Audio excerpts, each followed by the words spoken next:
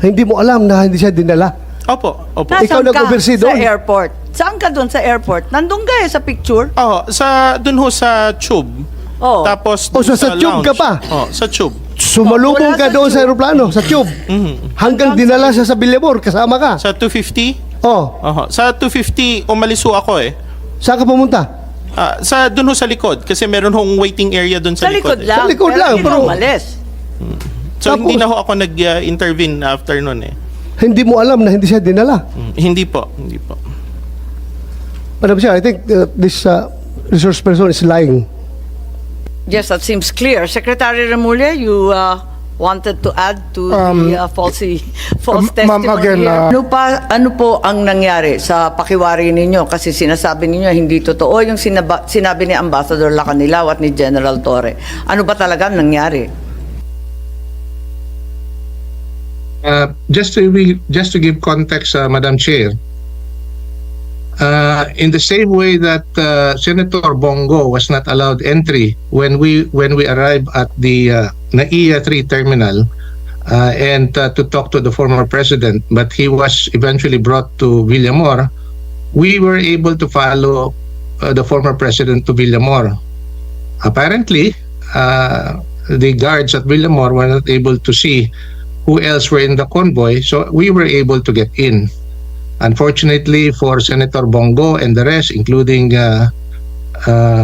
some lawyers, they were not able to get in, despite their request that they be able to see the president. That said, I was there all throughout the day until the time he left in the evening. And Ambassador Lacanilaw was there as well inside the Villamor Air Base. So as to the question number 8 of that information on the surrender and transfer of the detained person referring to the former president, hindi naman po masabi. Let's take away the certification mentioned by the DOJ because he has personal knowledge of the fact that the former president was never transferred or brought to a national competent judicial authority in the Philippines.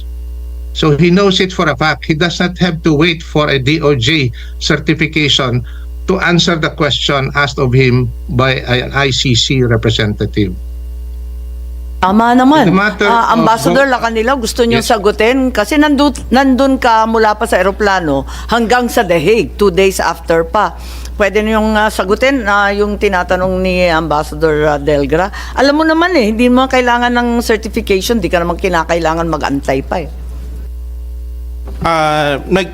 Nung tinurn over ko po, yung certification, may communication na po kami.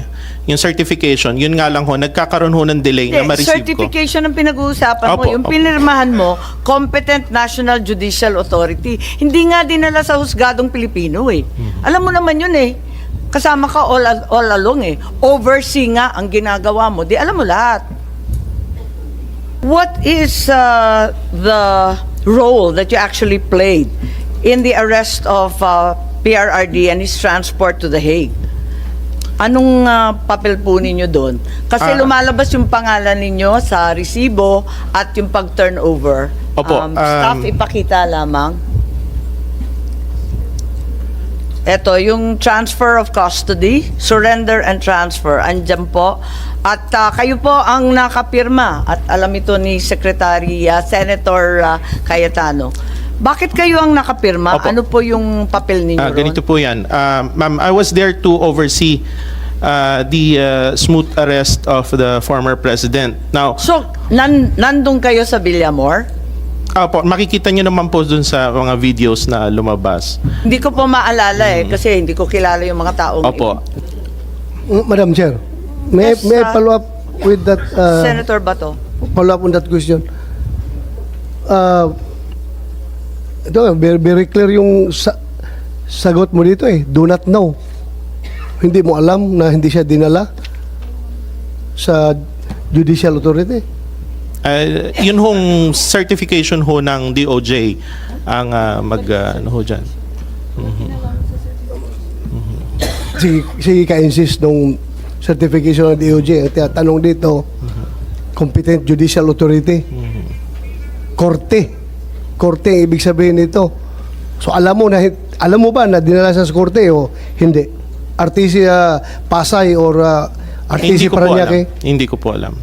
Hindi mo alam? Hindi mo alam? Alay, kasi yung magkasama tinatanong... kayo, Hindi, di ba? kaya nandun ka, di ba? Sabi mo, ikaw nag-converse eh. ang ano ko nga po dyan yung certification niya. Ngayon yung kung Wala naman to regarding kinalaman sa certification. Dinala ba sa husgado o hindi? Hindi ko Yes po or alam. no? Ay, Hindi mo alam? Kasama ka the whole time hanggang sa Hague. Nandun ka sa... Oy, magsabi ka ng Opo, totoo. opo. We're all under oath here. Yes, madam. So alam mo kung dinala Alam siya mo, o hindi hindi? mo alam. Hindi ko po alam. Kasi hindi Paano naman ho hindi ako... mo alam? Binantayan mo mula nung dumating mula sa Hong Kong, sa airport, dinala sa Villamor, dinala sa The Hague. Kasama ko all throughout. Opo. Pag sinabi mong di mo alam, you are lying. You are lying. And nandun ka all the time eh. Hindi mo alam na dinala siya sa korte? Hindi mo alam? Hindi ko po alam, Mr. Senator. May I clarify? I think we should ask Attorney Delgra, what do you think of the answer given that he was not aware of any information regarding the competent National Judicial Authority that he signed on to? Pwede bang mangyari yon, Attorney Delgra? I join the observation of Senator Bato that the Ambassador Lacanilao is lying. Kasi all he needs to know is whether the former president was brought out of Villamor and brought to a local court. We don't have to skirt and hide behind a DOJ certification to attest to the fact as to whether he was brought to a local court or not. He was there all throughout, as he has in fact admitted. So all he has to do is hindi po inilabas yung former president to be brought to a local court. I think that would have been sufficient for him to say.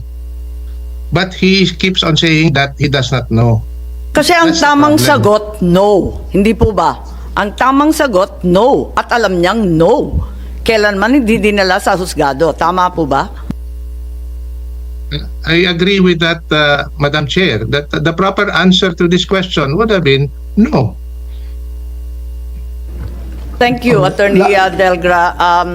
Ambassador Lacanilao? Yes, ma'am. Still, ma'am, yung nasabi ko po... You still didn't know, in spite of overseeing the entire operation for both the Interpol and the entire government of the Philippine Republic. Tama? Yes, Madam Chair. Hindi mo pa rin alam. Yes, Madam. Madam Chair,